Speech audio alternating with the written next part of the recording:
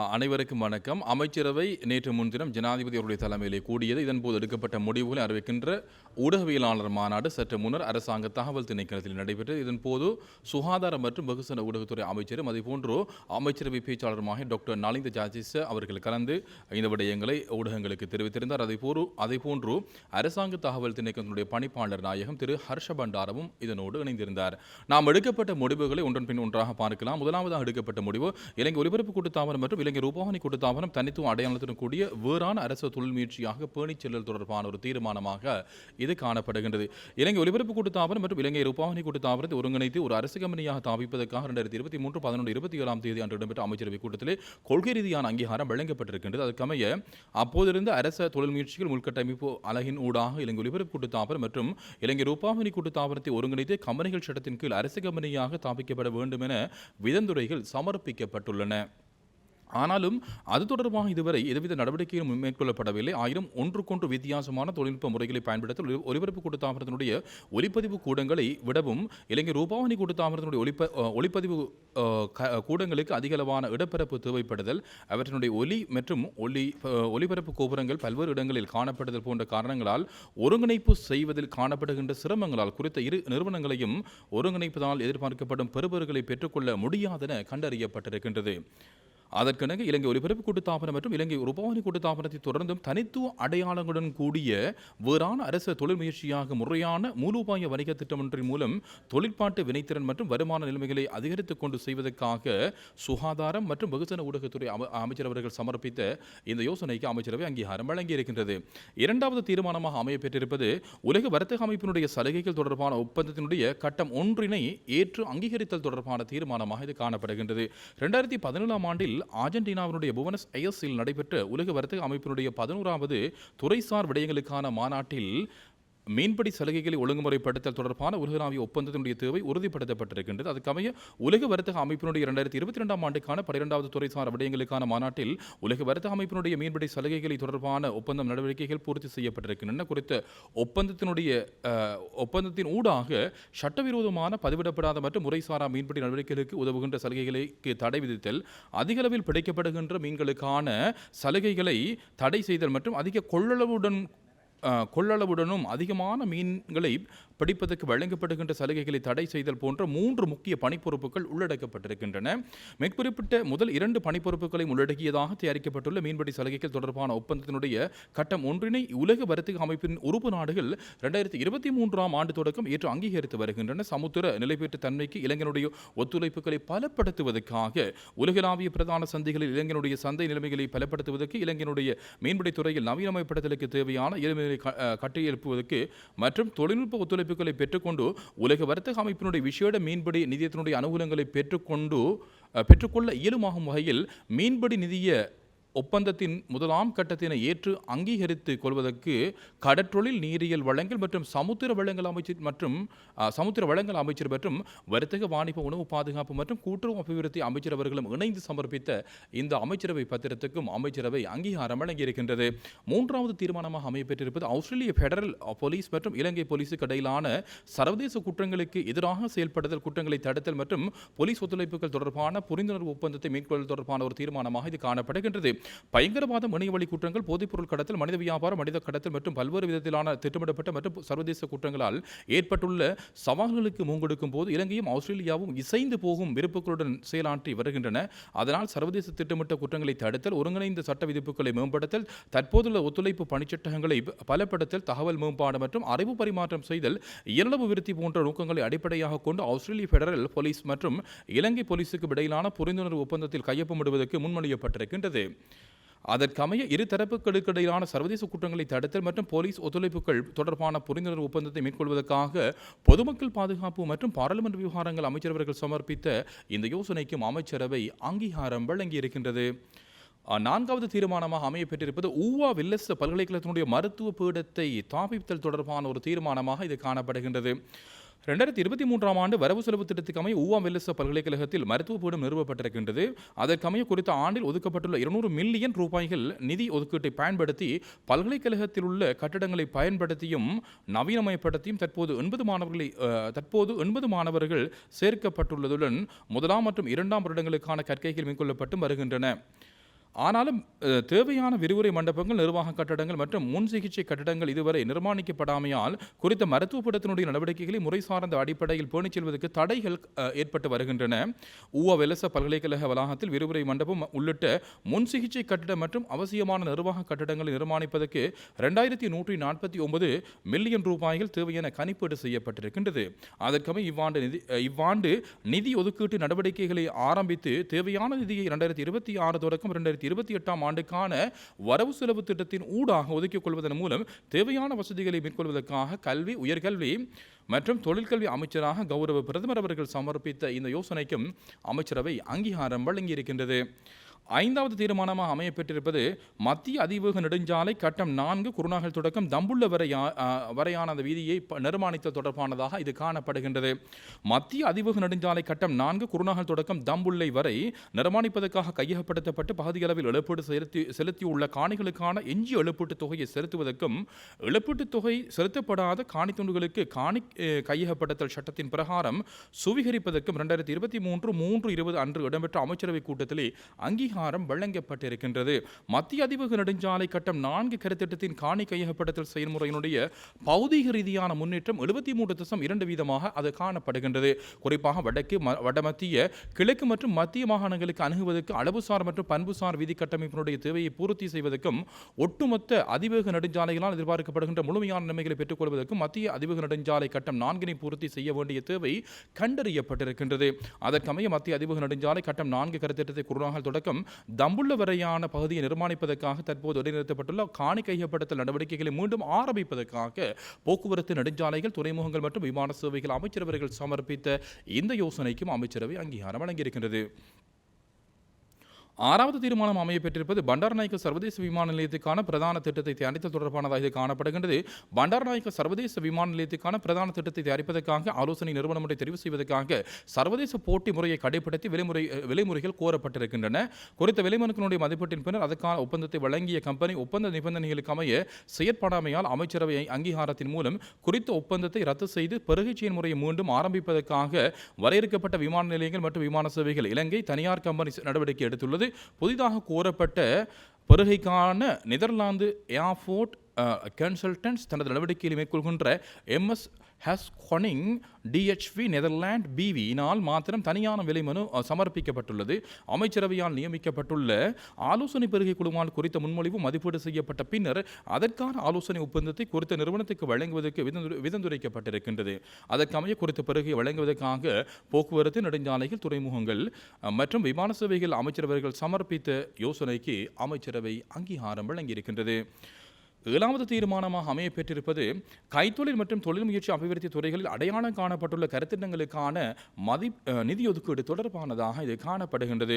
சிறு தொழில் அபிவிருத்தி பிரிவு, இலங்கை கைத்தொழில் அபிவிருத்தி சபை, இலங்கை சலுசல லிமிடெட், இலங்கை மட்பாண்ட கூட்டுத்தாபனம் மற்றும் ஏற்றுமதி அபிவிருத்தி சபைக்கு சொந்தமான இயற்கை வளங்கள், இயந்திர உபகரணங்கள், ஏனைய பௌதிக வளங்கள் மற்றும் பணிக்குழாமினரை பயன்படுத்தி குறித்த நிறுவனத்தை அல்லது அந்த துறையை தற்போதுள்ள நிலைமையிலிருந்து மேம்படுத்துவதற்கு தேவையான கொள்கை ரீதியானதும் ஏனைய தீர்மானங்கள் குறித்த நிறுவனங்கள், துறை மற்றும் கைத்தொழில் மற்றும் தொழில் முயற்சி அபிவிருத்தி அமைச்சருடைய துறைசார் அபிவிருத்தி வேலை திட்டத்தின் கீழ் 2025 ஆண்டுக்கான நிதி ஒதுக்கீட்டில் 100 மில்லியன் ரூபாய்களை கீழ்காணும் கருத்திட்டங்களுக்கு ஒதுக்குவதற்காக கைத்தொழில் மற்றும் தொழில் முயற்சி அபிவிருத்தி அமைச்சர் அவர்கள் சமர்ப்பித்த இந்த அமைச்சரவைகளுக்கும் இந்த தீர்மானங்களுக்கும் அமைச்சரவை அனுமதி வழங்கியிருக்கின்றது.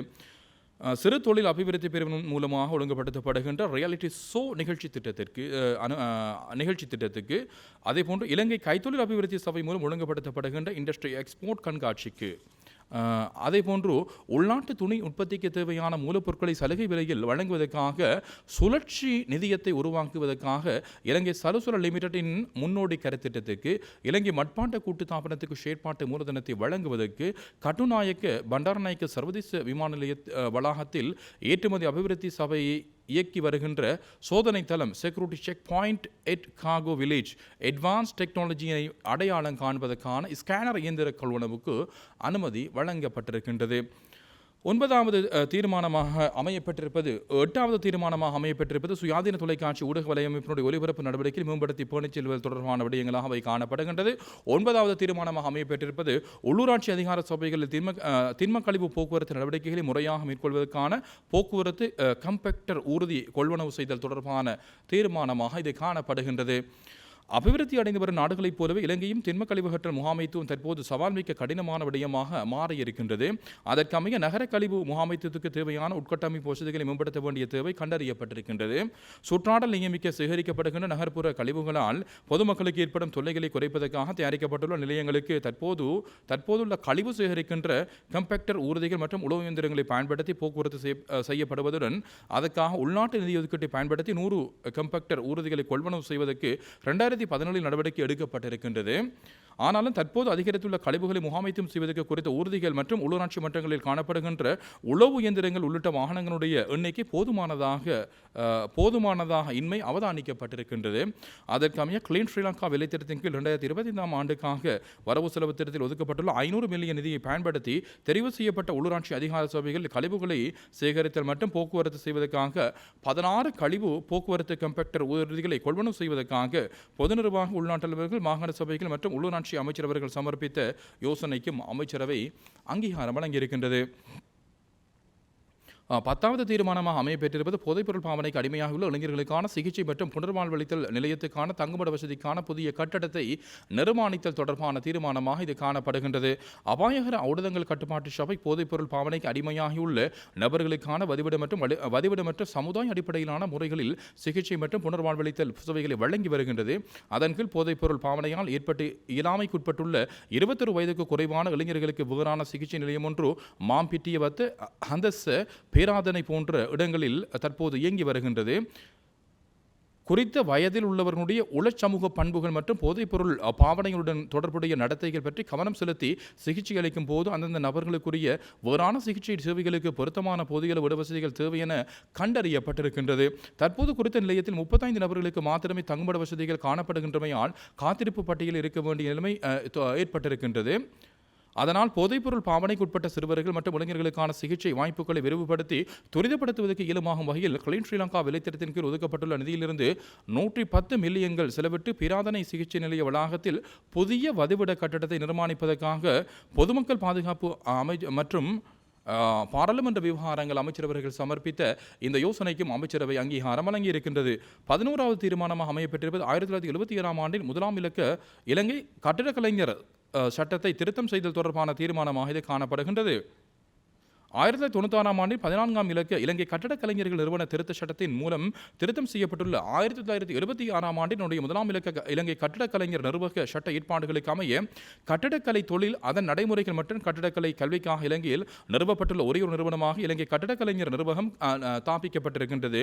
தொழில் வாண்மையான நடவடிக்கைகளின் போது தற்போதைய சூழமைவில் வெற்றிகரமாக செயற்படுவதற்காக இலங்கை கட்டடக்கலைஞர் நிர்வாகத்தால் பிரதான சட்டத்தில் கட்டடக்கலையினுடைய நடைமுறைகள் மற்றும் உறுப்புரிமை பதவி பெயரை பயன்படுத்தல் மற்றும் ஏற்புடைய பிரிவுகளை திருத்தம் செய்வதற்கு முன்மொழியப்பட்டிருக்கின்றது. அதற்கமைய ஏற்புடைய பணிகளுக்கான சட்டமூலத்தை தயாரிப்பதற்காக 2023 17ஆம் தேதி அமைச்சரவை அங்கீகாரம் வழங்கியிருக்கின்றது. மேற்குறித்த அங்கீகாரத்துக்கு அமைய இலங்கை கட்டடக்கலைஞர்கள் நிறுவன திருத்த சட்ட வரைப்பை தயாரிக்கும் செயற்பாடுகள் நிறைவு செய்வதற்கு தற்போதைய அமைச்சரவையினுடைய கொள்கை ரீதியான அங்கீகாரத்தை வழங்குவதற்காக நகர அபிவிருத்தி நிர்மாணம் மற்றும் வீடமைப்பு அமைச்சரவர்கள் சமர்ப்பித்த இந்த யோசனைக்கும் அமைச்சரவை அங்கீகாரம் வழங்கியிருக்கின்றது. 12வது தீர்மானமாக அமையப்பெற்றிருப்பது மாத்தறை கலாச்சார மற்றும் அபிவிருத்தி சபையை நிறுவுவதற்கான சட்டத்தை தயாரித்தல் தொடர்பானதாக இது காணப்படுகின்றது. இலங்கை பிரஜைகளுடைய பொருளாதார மற்றும் தொழில் நன்மைகளுக்காக பேணி அபிவிருத்தி செய்ய வேண்டிய மிகவும் முக்கியமான வரலாற்று முக்கியத்துவமான கலாச்சார மற்றும் இயற்கை சுற்றுலா வளங்களை கொண்ட நகரமான மாத்தறை அடையாளம் காணப்பட்டிருக்கின்றது. இருப்பினும் குறித்த வளங்கள் குறை பயன்பாட்டு நிலையில் இருப்பது அவதானிக்கப்பட்டுள்ளது. எனவே மாத்தறை நகரத்தை அபிவிருத்தி செய்தல், நகரனுடைய மரபுரிமைகளை பேணி பாதுகாத்தல், நகரத்தை நவீனமயப்படுத்தல் ஆகிய எதிர்பார்ப்புகளை அடைவதற்காக மாத்தறை மரபுரிமை மற்றும் அபிவிருத்தி தொடர்பான சட்டத்தை தயாரித்தல் அத்தியாவசியமானது என இனங்காணப்பட்டுள்ளது. அதற்கமைய மாத்தறை நகரத்துக்காக மாத்தறை மரபுரிமை மற்றும் அபிவிருத்தி தொடர்பான சட்ட வரைவை தயாரிப்பதற்காக வெளிவிகார வெளிநாட்டு வேலைவாய்ப்பு மற்றும் சுற்றுலாத்துறை அவர்களும் நகர அபிவிருத்தி நிர்மாணம் மற்றும் வீடமைப்பு அமைச்சர்கள் மற்றும் புத்த சாசன மத மற்றும் கலாச்சார அலுவலர்கள் அமைச்சர்கள் அவர்கள் ஆகியோர் இணைந்து சமர்ப்பித்த இந்த ஒருங்கிணைந்த அமைச்சரவை பத்திரத்துக்கும் அமைச்சரவை அங்கீகாரம் வழங்கியிருக்கின்றது. 13வது தீர்மானமாக அமையப்பெற்றிருப்பது தாய்ப்பால் ஊட்டுவதை ஊக்குவித்தல் தொடர்பான சட்டமூலத்தை தயாரித்தல் தொடர்பானதாக இது அமையப்பெற்றிருக்கின்றது. தாய்ப்பால் ஊட்டும் குறிகாட்டி தொடர்பில் இலங்கை மிகவும் உயர்ந்த மட்டத்தில் இருப்பதுடன் Ilangai world breast feeding trends initiative WBTI அமைப்பினால் கிரீன் ஸ்டேட்டஸ் வழங்கப்பட்ட நாடாகும். வர்த்தக ரீதியான குறிக்கோளை முன்னிலைப்படுத்தி பால்மா உற்பத்தி தொழில்துறை மூலம் பிள்ளைகளுக்கு விடுக்கப்படுகின்ற ஒழுக்கநெறிக்கு முரணான மற்றும் பாதகமான தாக்கங்களிலிருந்து பிள்ளைகளை பாதுகாத்து பிள்ளைகளுடைய சுகாதார மற்றும் போசாக்கை பாதுகாப்பதற்கும் விஞ்ஞான ரீதியாக உறுதி செய்யப்பட்டுள்ள பிரதான தலையீடாக கருதி தாய்ப்பால் ஊட்டுதலை பாதுகாப்பதற்கும் தாய்ப்பால் ஊட்டுதல் தொடர்பான உலக முன்னோடி என்ற ரீதியில் இலங்கை பெற்றுள்ள அந்த மரியாதையை தொடர்ச்சியாக பேணுதலை உறுதி செய்வதையும் குறிக்கோளாக கொண்டு தாய்ப்பால் ஊட்டுதலை ஊக்குவிப்பதற்கான சட்டத்தின் மூலம் சட்ட ரீதியான ஏற்பாடுகளை அறிமுகம் செய்வதற்காக 2018 10ஆம் மாதம் 16ஆம் தேதி அமைச்சரவை அங்கீகாரம் வழங்கியிருக்கின்றது. அதற்கமைய குறித்த சட்டமூலத்தை தயாரிப்பதற்கு தற்போதைய அமைச்சருடைய கொள்கை ரீதியான அங்கீகாரத்தை வழங்குவதற்காக சுகாதார மற்றும் வெகுஜன ஊடகத்துறை அமைச்சர்கள் சமர்ப்பித்த இந்த யோசனைக்கும் அமைச்சரவை அங்கீகாரம் வழங்கியிருக்கின்றது. 14வது தீர்மானமாக அமையப்பட்டிருப்பது 1979ஆம் ஆண்டினுடைய 15ஆம் இலக்க குற்றவியல் நடைமுறை கோவை சட்ட உடலியல் தண்டனை திருத்தம் தொடர்பானதாக அமையப்பெற்றிருக்கின்றது. எந்தவொரு துறையிலும் உடல் தண்டனை மூலம் துன்புறுத்தல் செய்வதை தடை செய்வதற்கான ஏற்பாடுகளை விதிப்பதற்காக 1979ஆம் ஆண்டின் 15ஆம் இலக்க குற்றவியல் நடைமுறை கோவை சட்டத்தினுடைய உடலியல் தண்டனை அதனை திருத்துவதற்கு 2024 தேதி நடைபெற்ற அமைச்சரவை கூட்டத்தில் அங்கீகாரம் வழங்கப்பட்டிருக்கின்றது. அதற்கமைய ஏற்புடைய பணிகளுக்கு திருத்த சட்ட மூலத்தை தயாரிப்பதற்கு தற்போதைய அமைச்சர்களுடைய கொள்கை ரீதியான அங்கீகாரத்தை வழங்குவதற்காக நீதி மற்றும் தேசிய ஒருமைப்பாட்டு அமைச்சரவர்கள் சமர்ப்பித்த இந்த யோசனைக்கும் அமைச்சரவை அங்கீகாரம் வழங்கியிருக்கின்றது. 15வது தீர்மானமாக அமையப்பட்டிருப்பது 19வது அதிகாரமான தண்டனை சட்டக்கோவையினுடைய உடலியல் தண்டனை திருத்தம் செய்வதற்கான சட்டம் தொடர்பானதாக இருக்கின்றது. உடலியல் தண்டனை மூலம் பிள்ளைகளுக்கு ஏற்படுகின்ற உடல் மற்றும் உள்ள துன்புறுத்தல் அதிகரித்திருப்பது விஞ்ஞான ரீதியாக நிரூபிக்கப்பட்டிருக்கின்றது. எனவே எந்தவொரு துறையிலும் உடல் தண்டனை மூலம் துன்புறுத்தலுக்கு உள்ளாவதனை தடை செய்தல் மற்றும் உடல் துன்புறுத்தலுக்காக தண்டனை விதிப்பதற்கான ஏற்பாடுகளை விதிப்பதற்காக 19வது அதிகாரம் தண்டனை சட்டக்கோவையை திருத்தம் செய்வதற்காக 2024 தேதி நடைபெற்ற அமைச்சரவை கூட்டத்தில் அங்கீகாரம் வழங்கப்பட்டிருக்கின்றது. அதற்கமைய ஏற்புடைய பணிகளுக்கு சட்டவரைஞரால் தயாரிக்கப்பட்ட தண்டனை சட்ட கோவை திருத்த சட்ட மூலத்தை அரசு வர்த்தமானியில் வெளியிட்டு பாராளுமன்றத்தில் சமர்ப்பிப்பதற்கு இதற்கு முன்னர் அமைச்சரவை அங்கீகாரம் வழங்கியுள்ள போதிலும் அதற்கமைய செயற்பட முடியவில்லை. குறித்த சட்ட மூலத்தை துரிதமாக அரசு வர்த்தமானியில் வெளியிடுவதற்கும் பின்னர் பாராளுமன்றத்தில் சமர்ப்பிப்பதற்கும் நீதி மற்றும் தேசிய ஒருமைப்பாட்டு அமைச்சரவர்கள் சமர்ப்பித்த யோசனைக்கும் அமைச்சரவை அங்கீகாரம் வழங்கியிருக்கின்றது. அடுத்ததாக சிறைச்சாலை ஆணையாளர் நாயகம் உங்களுக்கு தெரியும், தற்பொழுது அவர் பணித்தடை அவருக்கு விதிக்கப்பட்டிருக்கிறது. எனவே பதில் கடமைக்காக சிறைச்சாலை ஆணையாளர் நாயகம் பதில் கடமைக்காக நீதி அமைச்சனுடைய மேலதிக செயலாளராக கடமையாற்றுகின்ற திரு HMNC ஜனசிங் அவர்கள் நியமிக்கப்பட்டுள்ளதாக இதன் போது அமைச்சரவை பேச்சாளர் தெரிவித்திருந்தார். அவைதான் அமைச்சரவை முடிவுகளாக காணப்படுகின்றது. ஊடகவியலாளர்கள் எழுப்பிய கேள்விகளும் அதற்கான பதில்களை நாங்கள் சுருக்கமான முறையில் பார்க்கலாம். வெசாக் போய தினத்தை முன்னிட்டு பொது மன்னிப்பு வழங்கப்பட்டது. அதில் குறிப்பாக அந்த பட்டியலிலே புதிய பெயர்கள் உள்ளடக்கப்பட்டுள்ளதாக இதன் போது தெரிவிக்கப்பட்டது. இது தொடர்பான விடயங்களை இதன் போது ஊடகவியலாளர்கள் பலர் கேள்விகளை இருந்தார்கள். இவ்வாறான முறைகேடு நடைபெற்றது இது முதல் தடவை அல்ல, இதற்கு முன்னரும் நடைபெற்றிருக்க கூடும். எனவே இது தொடர்பான பரிசீலனை தற்பொழுது நடைபெற்று வருகின்றது. கடந்த 2024 நத்தார் தினத்திலும் 332 பேருக்கு பொது மன்னிப்பு வழங்கப்பட்டிருக்கின்றது. இருப்பினும் பொது மன்னிப்பு வழங்கப்பட்டிருக்கின்றது. அந்த பட்டியலில் உள்வாங்கப்பட்டவர்கள் 332 பேர் தான். ஆனால் 389 பேர் விடுவிக்கப்பட்டுள்ளார்கள். எனவே இந்த விடயங்களூடாக இதற்கு முன்னர் முன்னெடுக்கப்பட்ட விடயங்கள் தொடர்பான பூரணமான ஒரு விசாரணை தற்பொழுது குற்றப்புலனாய்வு திணைக்களம் அதே நீதி அமைச்சரால் முன்னெடுக்கப்பட்டு வருகின்றது. அதனை அடுத்து இதனுடைய உண்மை மேலதிக தகவல்கள் வெளிக்கொணரப்படும் என்றும் இதன் போது அமைச்சரவை பேச்சாளர் தெரிவித்திருந்தார். அவர் அந்த பணியில் இருக்கின்ற சந்தர்ப்பத்தில், அதாவது சிறைச்சாலை ஆணையாளராக அந்த பணியில் இருக்கின்ற சந்தர்ப்பத்தில் அந்த விடயங்களை மேற்கொள்ள முடியாது. எனவே தான் அவருக்கு அந்த பணித்தடை விதிக்கப்பட்டுள்ளதாக இதன் போது அமைச்சரவை பேச்சாளர் இதன் போது தெரிவித்திருந்தார். அடுத்ததாக இவ்வாறாக அரசு உத்தியோகத்தினுடைய கைது அரசு உத்தியோகத்தின் மத்தியில் ஒரு அச்சத்தை ஏற்படுத்தும் அல்லவா என்ற அடிப்படையில் ஒரு கேள்வி தொடுக்கப்பட்டது. குற்றம் செய்தவர்கள் யாராக இருந்தாலும் தண்டிக்கப்படுவார்கள். நேர்மையாக செய்யக்கூடியவர்களுக்கு எந்த விதமான அச்சுறுத்தலும் பயமும் கிடையாது.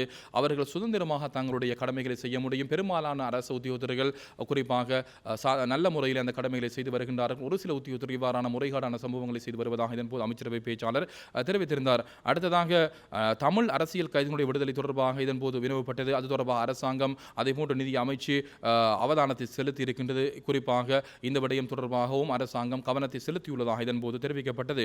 தேசிய வைத்தியசாலையுடைய பணிப்பாளர் தற்பொழுது நியமிக்கப்படவில்லை. ராகம வைத்தியசாலையுடைய பணிப்பாளர் தான் இந்த கடமைகளை செய்து வருகின்றார். இது ஏன் இவ்வாறான நிலவரங்கள் நிலவுகின்றது என்று வினவப்பட்டது.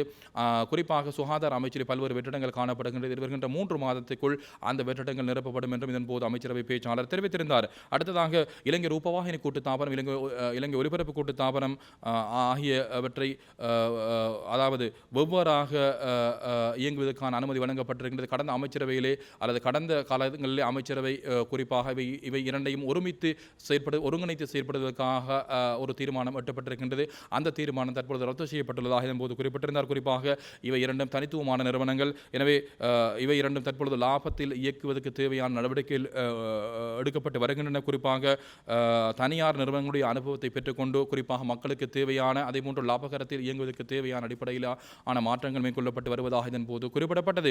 ஊடக ஒழுக்க நெறிக்கோவை தொடர்பாக இதன்போது வினவப்பட்டது. குறிப்பாக இது ஊடக ஒழுக்க அடக்குமுறையாக நாங்கள் இதனை கருதவில்லை. ஊடகவியலாளருடைய நலன் கருதி தான் இது ஊடகவியலாளர் கொண்டு வரப்பட்ட ஒரு விடயமாக காணப்படுகின்றன. எனவே பல்வேறு கடந்த காலங்களில் இது தொடர்பாக கலந்துரையாடப்பட்டிருக்கின்றது. பல்வேறு சங்கங்கள், பல்வேறு அமைப்புகள் ஊடகவியலாளர் கருத்துக்களை வழங்கியிருக்கின்றார்கள். எனவே அதில் ஒரு சிலருக்கு கருத்துக்கள் வழங்க வாய்ப்பு வழங்கப்படவில்லை, மறுக்கப்பட்டிருந்தது அல்லது அவர்கள் விடுபட்டிருக்கின்றார்கள். எனவே நாம் அரசாங்கத்துக்கு வந்தபோது அந்த அவர்களுக்கும் வாய்ப்பு வழங்கி ஊடக ஒழுக்க நெறிக்கோவையை நாங்கள் தற்பொழுது தயாரிப்பதற்கு தேவையான வசதி வாய்ப்புகளை வழங்கி வருவதாக இதன் போது அமைச்சரவை பேச்சாளர் தெரிவித்திருந்தார்.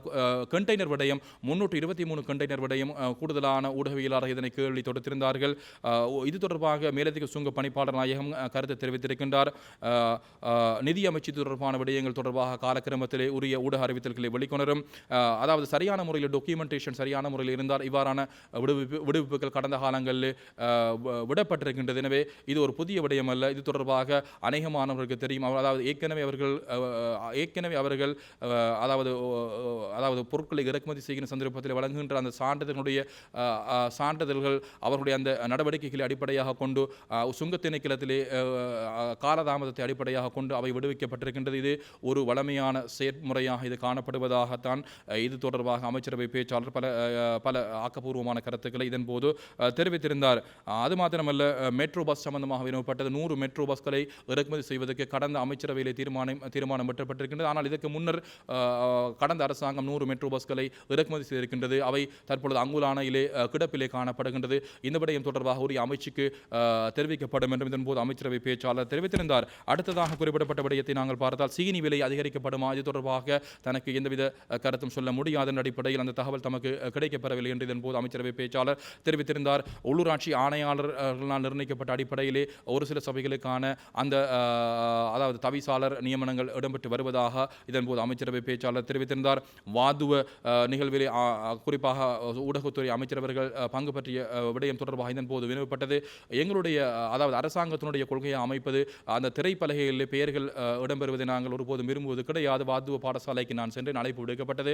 அங்கு குறிப்பாக கணனி சம்பந்தப்பட்ட ஒரு மண்டபம் ஒன்று திறந்து வைக்கப்பட்டது. அதில் திறந்து வைக்கிற சந்தர்ப்பத்தில் என்னுடைய பிரதமருடைய பெயர் காணப்பட்டது. எனவே நான் அந்த இடத்தில் சமூக ஊடகங்களை பயன்படுத்தி இதனை அப்புறப்பட்டது என்று நான் கூற வேண்டிய அவசியம் கிடையாது. இது ஒரு பாடசாலையுடைய நீண்டகால தேவையாக காணப்படுகின்றது. எனவே நான் அந்த இடத்தில் அதன் ஒரு சமூக ஊடகங்களை வெளிக்கொணர்கின்ற அடிப்படையில் அவற்றை நான் பதிவிடவில்லை. ஏனென்றால் மாணவருடைய நலன் கருதி அந்த இடத்தில் நான் மௌனமாக இருந்ததாக இதன்போது குறிப்பிட்டிருந்தார். அரசாங்கம் குறிப்பாக கொள்கை அடிப்படையில் நாங்கள் குறிப்பாக எங்களுடைய பெயர்கள் அதாவது அமைச்சருடைய பெயர்கள் அந்த திரைப்பலகையில் வருவதற்கு நாங்கள் விரும்புவது கிடையாது என்ற அடிப்படையில் இதன்போது அமைச்சரவை பேச்சாளர் தெரிவித்திருந்தார். அடுத்ததாக ஊவா பல்கலைக்கழகத்தினுடைய அந்த வசதி வாய்ப்புகள் தொடர்பாக மருத்துவ கூட்டத்தை ஆரம்பிப்பதற்கான வசதி வாய்ப்புகள் கட்டமாக மேற்கொள்ளப்படும் என்றும் இதன்போது குறிப்பிடப்பட்டது. அரச காணிகள் குறிப்பாக விவசாய முயற்சிகளுக்கு பயன்படுத்துகின்ற சந்தர்ப்பத்திலே இருக்கின்ற நடைமுறை என்று இதன்போது வினவப்பட்டதற்கான ஒரு பிரத்யேக நடைமுறை காணப்படுகின்றது. குறிப்பாக முதலீட்டாளர்கள் தனியார் முதலீடுகளை ஊக்குவிக்கின்ற அடிப்படையிலே வரி கொள்கைகளுக்கு உட்பட்டு அல்லது குத்தகை அடிப்படையில் அந்த விடயங்கள் மேற்கொள்ளப்பட்டு வருவதாக இதன்போது குறிப்பிடப்பட்டது. அடுத்ததாக திஸ்ஸவிகாரை சம்பந்தமாக இதன்போது வினவப்பட்டது. யாழ்ப்பாணத்தினுடைய குருந்தூர் மலை தொடர்பாக வினவப்பட்டது. அது ஒரு அரசியல் லாபத்துக்காக செய்யப்படுகின்ற முயற்சியாக ஒரு சில அரசியல் கட்சிகள் அதனை பூதாகாரமாக மேற்கொண்டு வருவதாக இதன்போது குறிப்பிட்டிருந்தார். மக்கள் அதற்கு எதிர்ப்பு தெரிவிக்கவில்லை. அரசியல் லாபம் பெற யாரும் முயற்சிப்பார்களாக இருந்தால் அதற்கு ஒருபோதும் இடம் வழங்க மாட்டோம் என்று இதன்போது அமைச்சரவை பேச்சாளர் தெரிவித்திருந்தார். அரசியல்வாதிகள் மக்களை குழப்பி அடைக்கின்ற முயற்சிகள் ஈடுபடுவதாக இதன்போது குறிப்பிடப்பட்டது. அடுத்ததாக சிஇபி கட்டணம் அதிகரிக்கப்படுமா என்று வினவப்பட்டது.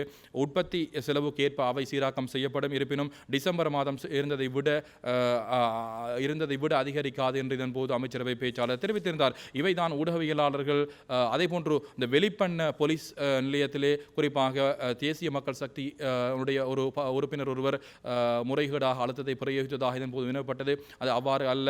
அது தொடர்பான விடயங்கள் தற்பொழுது வெளிக்கொணரப்பட்டு வருகின்றது. அது தொடர்பாக காலக்கிரமத்தில் அறிவிக்கப்படும் என்று இதன்போது குறிப்பிடப்பட்டது. இஸ்ரேல் சுற்றுலா பயணிகளுடைய அந்த மதஸ்தலம் தொடர்பாக கொழும்பிலே இருக்கின்ற மதஸ்தலத்துக்கு போலீஸ் பாதுகாப்பு வழங்கப்படுவது தொடர்பாக இதன்போது வினவப்பட்டது. மதஸ்தலத்துக்கு பாதுகாப்பு வழங்கப்படவில்லை. சுற்றுலா பயணிகள் எந்த நாட்டைச் சேர்ந்தவராக இருந்தாலும் இலங்கைக்கு வருகின்றவர்களுக்கு உரிய பாதுகாப்பு வழங்க வேண்டியது அரசாங்கத்தினுடைய பொறுப்பாக காணப்படுகின்றது. அந்த அடிப்படையில் தான் அந்த சுற்றுலா பயணிகளை பாதுகாப்பதற்கான அவர்களுக்குரிய பாதுகாப்பு தான் வழங்கப்படுவதாக இதன்போது அமைச்சரவை பேச்சாளர் தெரிவித்திருந்தார். இவைதான் ஊடகவியலாளர்கள் கேட்ட கேள்விகளும் அதற்கான பதில்களுமாக காணப்படுகின்றது. மீண்டும் ஒரு அமைச்சரவை முடிவில் அறிவிக்கின்ற ஊடகவியலாளர் மாநாட்டில் உங்கள் அனைவரையும் சந்திக்கும் வரை விடைபெற்றுக் கொள்கின்றோம். நன்றி, வணக்கம்.